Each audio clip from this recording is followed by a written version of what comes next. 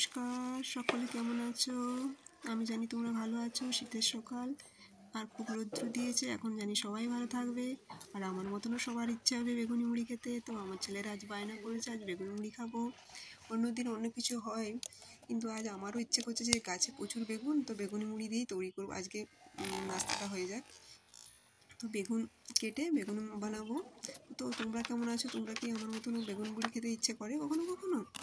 তো ইচ্ছে তো সবারই হয়। আর শীতের সকাল, শীতকাল মানে অনেক কিছু নানা রকমের রেসিপি তৈরি করে খাবো, এটাই তো খুব মজা, তাই না? শীতকাল আসা মানে নানা রকমের খাবার তৈরি করতে ইচ্ছে করে। আর গাছের বেগুন তো বলে কথাই নেই। গাছের বেগুনের স্বাদই আলাদা বাজারের থেকে। বাজারে তো নানা রকম ওষুধ দিয়ে তৈরি বানানো সব শাকসবজি আছে, কিন্তু আমাদের সব নিজের হাতে বানানো গাছের সবজির একটা স্বাদই আলাদা। আর আমিও এই যে কড়াইয়ে তেল দিয়ে দিয়েছি তোমার সাথে কথা বলতে বলতে।